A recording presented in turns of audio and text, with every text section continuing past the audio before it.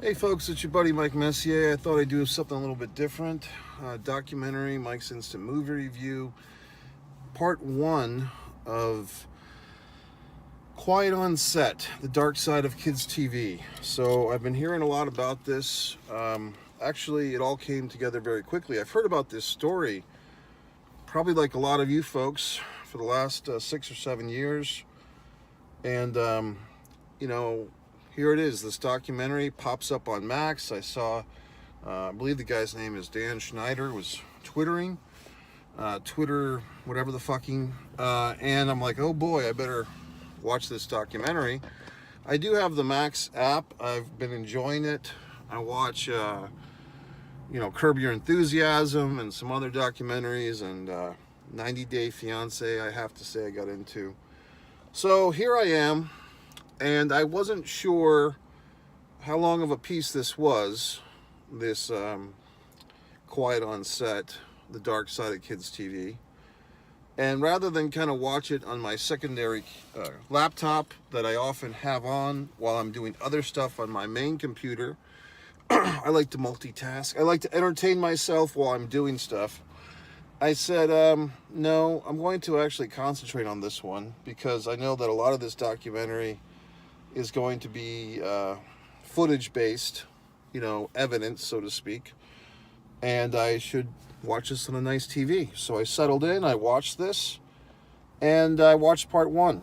And I'm going to watch the rest of the series, maybe all in one shot tonight, maybe over the next few days. Disturbing stuff. As far as I know, and you can correct me if I'm wrong, I'm sure you will, has this Dan Schneider individual been convicted? In the first part, we find out that he had an out-of-court settlement, I believe, or maybe Nickelodeon did, for that first series, and the two women writers who ended up suing him, and I'm glad they did. And but as one of the woman writers, basically she's saying that she lost her career because of this, because he told her that, if you mess with me, I'll blackball you. And she messed with him and sued and settled out of court, but she apparently has not been able to work as a writer in Hollywood since, which is sad. And has this guy been convicted? I wish, I guess we'll find out. Or I'll find out, because I'm going to continue to watch the series. But the last time I heard, he's kind of just free to do whatever he wants, and from what I heard, he's still producing stuff. But maybe I'm missing some twists and turns, because I don't read the daily newspaper or whatever the hell people get their information from. Sometimes I miss out on stuff. And a lot of things that I missed out on in childhood, apparently, because for me, Nickelodeon was not really a go-to thing. I do remember fondly Double Dare. I remember something called Family Double Dare. I remember that show, You Can't Do That on Television, and all that stuff. But I don't remember some of these other programs. For instance, I had no idea that Amanda Bynes had her own TV show. That was all new to me. I knew who she was. I knew that she was like the thing for a minute. There was kind of this era when you had like the Miley Cyrus as Hannah Montana. I knew about that. You had Amanda Bynes. There was like kind of this little cluster of, not too many, but there was several of these young women who were, young teen actresses that all had big followings. And some of them seemed to start on Nickelodeon, and then they would get a music career going or whatever the fuck. And I basically remember God damn it. I remember Amanda Bynes being part of that. I just don't like this camera angle today, for Christ's sakes. Anyway, I'm not feeling myself today. I'm not feeling good, okay? So what else? So this whole thing is sad, and it's corrupt. And I think what happens with these documentaries, sometimes we say, oh, well, this was back in the 90s. We didn't have... Back in the 2000s, we didn't know. I don't know, folks. That type of excuse is running thin, because every generation seems to use that same excuse. Well, back in the 50s, we didn't consider people human beings. Like every fucking generation waves the, well, this was 20 years ago, or this, and it's getting thin, that perpetual excuse for everything. Well, this was 2020. How could you expect us to know any better? I mean, at some point, the 1990s were not some caveman-esque era. I mean, maybe they were, but I don't know. It's just kind of sad to me that these things could happen, specifically when Schneider apparently is telling this female writer, first of all, they're giving the two women writers, making them split a salary. That's pretty audacious, you know, and I don't think that's something you can just wave the flag and say, well, it was the 1990s. No, that was really a ballsy move in the most negative of ballsiness, to do that. And just crazy. So, and then the part which is not to say the highlight, but the saddest part of this documentary is when the women are kind of recalling this situation where they claim that Schneider made one of the women writers do some pitch for a skit, as if she was being fornicated from the backside as she's giving this pitch. Okay, so it's kind of like, wow, this Schneider guy really, you know, and it's really a power play.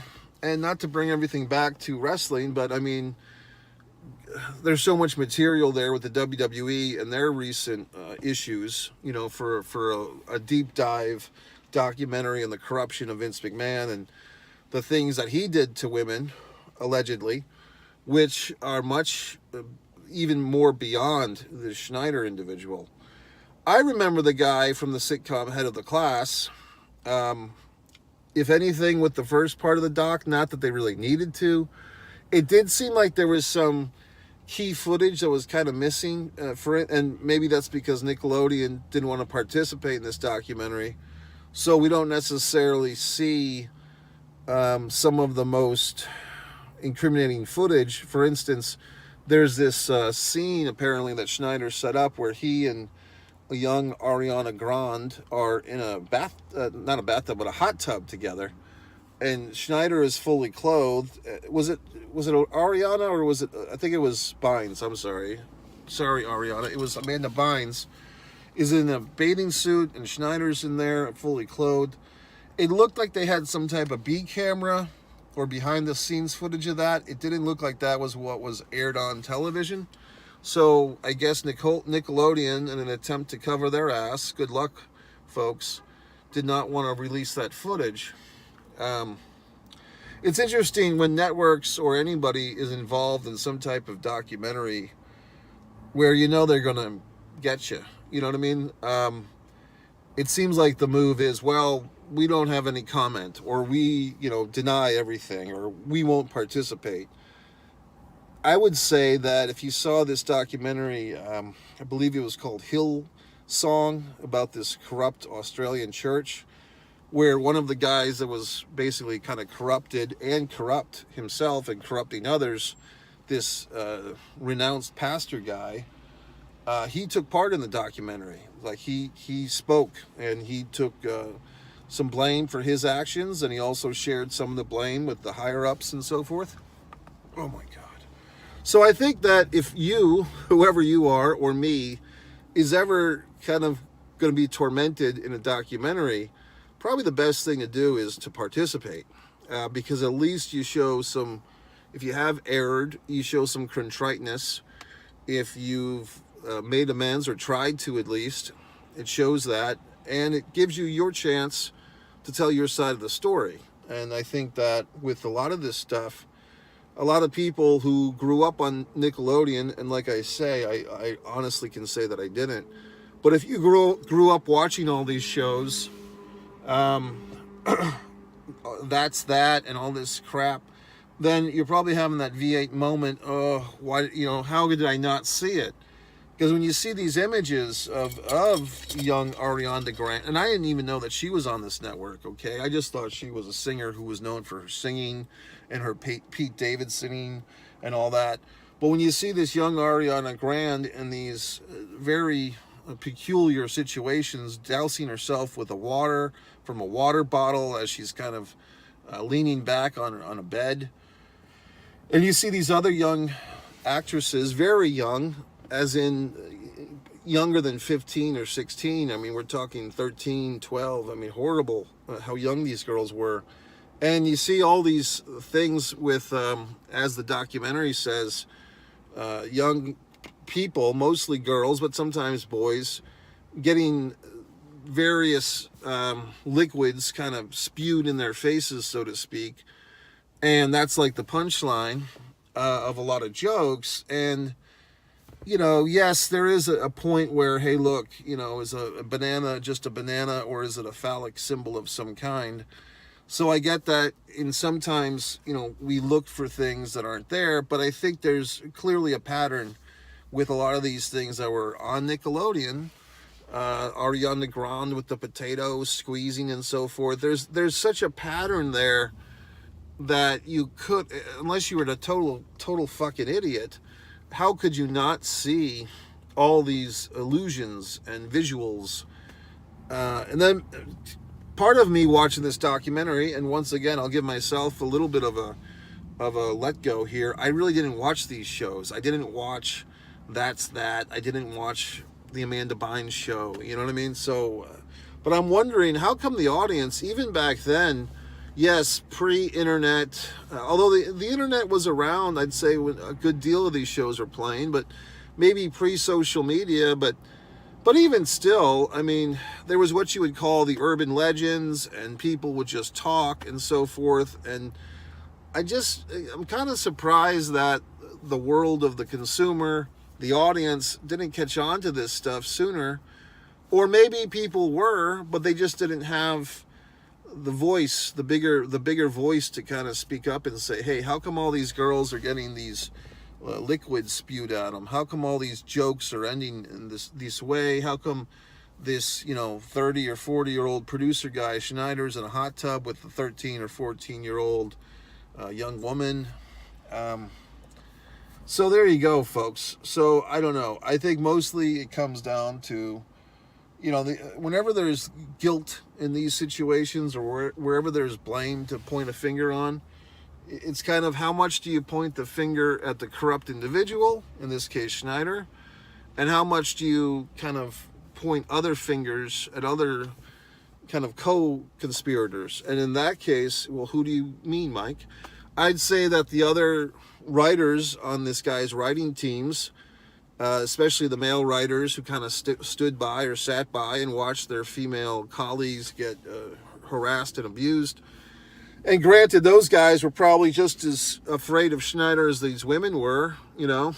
And the network executives, I believe it was Bynes who had a character, was it Miss Patricia Taint? I mean, they went into that at length. I mean, but once again, the audience or the TV critics never caught on to this stuff. Or maybe it's because, like this, the TV critics weren't paying much attention to these programs because they were on a kids network. So similar, once again, to the world of wrestling with WWE, where there has been accusations for 40 years now against Vince McMahon of sexual misconduct to various degrees. Well, how come Vince McMahon, until 2 years ago, nobody heard about a lot of this stuff, or a lot of people didn't? Well, because it's the world of wrestling, and it's not taken seriously. And I see a parallel here with this Amanda Bynes stuff and the Dan Schneider stuff more specifically. It seems like the world of kids television was not taken seriously, which is really a shame, because if you put some fucking common sense into it, if these are the programs that the young people are watching, well, these young people become old people, or they become middle-aged people, and they become parents. So a whole generation has been warped in the image of these horrible, god-awful programs. So when you think about, young women parading themselves in various states of undress on Instagram, and young men becoming simps and spending so much time pleasuring themselves to OnlyFans models and so forth, and sex dolls, and all this disgusting perversion in our society, you can blame it all on Dan Schneider and Nickelodeon, now can't we? You can judge for yourself how much I'm joking. How about that? So, in any event, it's really a shame. It's really sad. It's really sick. I don't know what else to say. I'm trying to think if I have any more deep thoughts. Once again, this was like, the tragedy, the secret right in front of us, right? And like I said, I didn't watch a lot of these shows. And if I did, I probably wouldn't have been much more the wiser than the most of you fine folks who did watch these shows. You know what I mean? Sometimes you just watch stuff, and even if you kind of notice something like, oh wow, they had that kind of camera angle or that punchline with that goop or whatever, and ha ha ha. Maybe the audience just kind of thought like, well, they've got to know what they're doing because it's on television. Like if it's on TV, it must be okay because somebody approved it. And what we're learning in this documentary is not necessarily. And that takes us, to another place, once again, I'll just spitballing here. But things like, Instagram and Facebook and Twitter. And the new thing, it's not so much, there's sex perversion, but also fighting.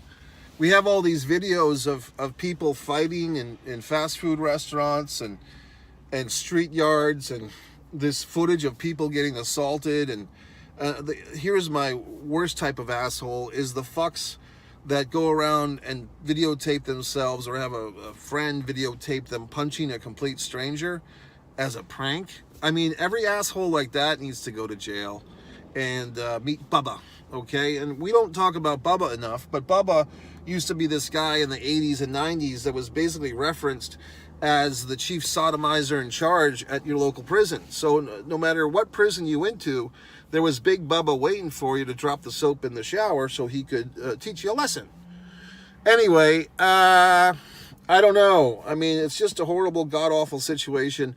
Going back to the blame game, yes, Schneider is A1 guilty party, but also, I would say, the other co-conspirators are the parents of the children. Obviously, they enjoy the financial gain of all this.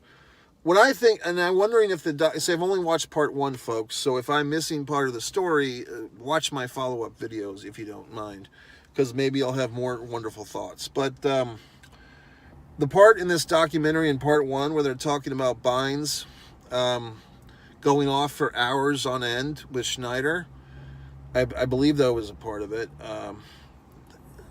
What the fuck? I mean, where are the parents for that? And I think what happens with some of these, once again, it's kind of like, well, if Schneider works for Nickelodeon, he must be okay. If he's getting all our kids rich, he must be okay. Somebody must have vetted this guy. And as the female writers so poignantly point out at the end of episode 1, once he did have this claim and this out-of-court settlement, I believe, is what happened, he still got away with all this shit because this was just his first show. And I think that female writer, whoever her name was, I can't recall, what a wonderful point she made. What an insightful point. Like, this was his very first show. He's already got a sexual, case against him here, a settlement. And no one stopped him, or no one stepped in, or there was no red flags or even yellow flags, or just, hey, keep an eye on this asshole. I mean, was he so fucking talented that he was the only one that could produce these shows? I mean, that's what we're being led to believe. So this Nickelodeon network, I guess in a way, like going back to what I said earlier, I guess you can't really blame them for not wanting to be involved in this doc, because what the fuck can they say to defend themselves? Of all the fucking people in the world, they couldn't find another guy to produce this television. I think a lot of people, when they think of kids' TV, they basically think of PBS, Sesame Street, The Electric Company, and something like Nickelodeon. I don't think it was ahead of its time. I think it was a timely thing. But I guess the world or the critics or the authorities or whoever the fucks were just not ready to engage with it on a serious level and protect these children, okay? So when we see a guy like Corey Feldman come out, and yes, he's kind of all over the place at times, but when I do respect Corey Feldman's message a lot of times when he's telling these anecdotes of horror from the film and television worlds that he experienced, I think people need to respect a guy like that a little bit more. And, there's footage from The View and other things where Barbara Walters is kind of, disregarding Corey Feldman. I mean, that footage is 10 or 15 years old, and it's sad. You know, I remember during the pandemic era, I believe Corey Feldman had some doc that he said was going to rip the roof off everything, and I think he was claiming Charlie Sheen involvement with his buddy Corey Haim from the movie Lucas.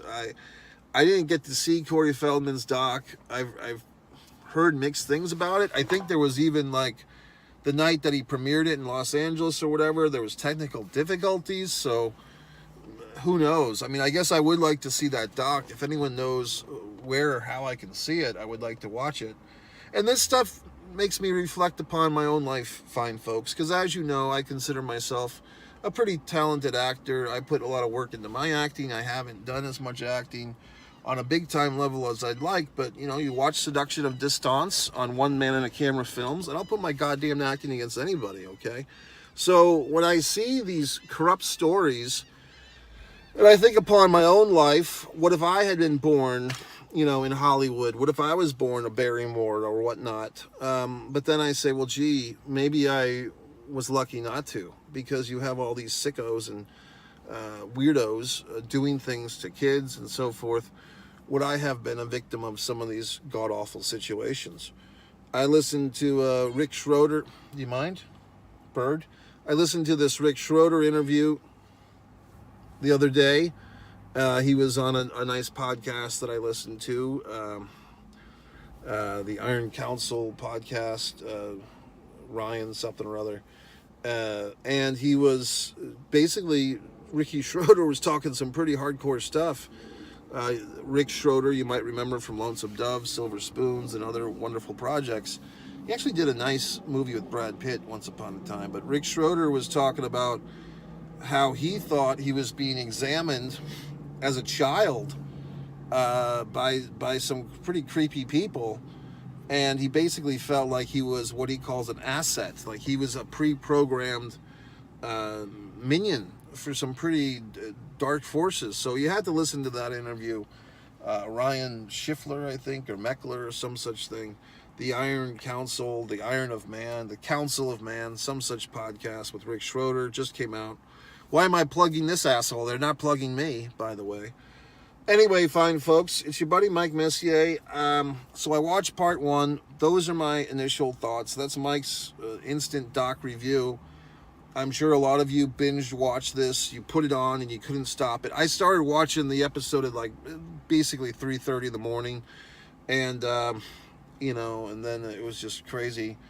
And I feel really bad for those people affected. And you know, it's interesting that those two women, young women at the time, Amanda Bynes, if I'm not mistaken, she kind of went off the deep end. I mean, I remember seeing, I believe, footage of her in a courtroom. I'm not sure where she's at now. From what I heard, what I think I heard was that she had psychiatric issues. I don't know if there was homelessness involved or crime involved. But I mean, if you put two and two together, you kind of think that was she, you know, and maybe that's where the doc is headed. Was she the victim of further abuse from Schneider? Or I guess in the first part, they really didn't uncover any abuse that she suffered, but maybe that'll go there. And like this, what's the guy's name? Kay Peele, like one of the guy that's been on Saturday Night Live for 20 years. Apparently he was on one of these shows, All That type of thing, if that's that or All That. And has he ever made a statement? I mean, he seems to have landed pretty well. He's doing quite well for himself. He's had consistent, high-paying work for 20 years. So where's his statement? I guess the Twitter people were asking, where's Ariana Grande? And then they had that other lady, you know, the Jean McGurdy, whatever. She's got the book titled "I'm Glad My Mother's Dead," which is, you know, a bit offensive. But, I mean, I read the bio of that book, or the little blurb of it, and I see why she says that. And I'm teetering on getting her audio book, okay? But I did listen to the Britney Spears book, audio book. I don't know if I can handle another, you know, person griping about their childhood. But people were kind of Twitter debating is this Gene McGurtney, just dropping Ariana's name to get likes and re-clicks and so forth. However, there's footage here of the young Ariana Grande, who I really know not much about, in this documentary, doing this stuff that apparently was broadcast on worldwide television. So, apparently she is part of the story, whether she likes it or not, That's the tough thing, folks, about the film industry. So many tough things. One thing is I'll just give you the heads up, okay? You ready? If you're trying to get into the film industry as an actor, writer, whatever the fuck, a lot of times you can't do any of this stuff on your own for the most part. If you're an actor, you're going to have to work with other actors, directors, producers, crew members. There could be one person on that crew which you as the individual actor or crew member did not hire. There could be one person on that crew that's a creep, that's a criminal, that's a weirdo, whatever you want to call it. And how does the individual monitor or control everyone you work with? That's like saying, well, I live in the state of Florida. Am I supposed to monitor the 2 million other people in this state or whatever it is? Am I supposed to monitor which one's a creep? And you can't. So the guilt by association thing is unfortunate for the majority of the people that are hardworking and clean and sober and doing the right thing. So these don't think that all of Hollywood is this corrupt show or all of filmmaking or TV making. But yes, there does seem to be a percentage that are a bunch of creeps. So anyway, that's it, folks. I'm going to watch part 2, 3, and 4. If anything I said in this Mike's Instant Doc review offended you, or if you have a differing opinion, you can leave it in the comment. I hope I didn't say anything that was incorrect factually. If I did, I hope I corrected myself or whatever the fuck. But once again, it's just shocking. It's sad. I feel bad for all these people involved and the ones that were the victims anyway. And for the Schneider individual, I am very curious. That's why I'll watch parts 2, 3, and 4 before I spoil it for myself, and I will find out, did this individual ever face any type of jury or any type of police activity beyond what we heard in part 1. So anyway, folks, that's it. Your buddy Mike Messier. If you want to see my fine films, One Man and a Camera Films, my artwork, my visual artwork, everyone's so excited about. One Artist, Mike Messier. My pro wrestling rants are on One Pro Wrestling and Sports Fan. And my film reviews are on One Mike Messier. Talk to you later. Go to MikeMessier.com and buy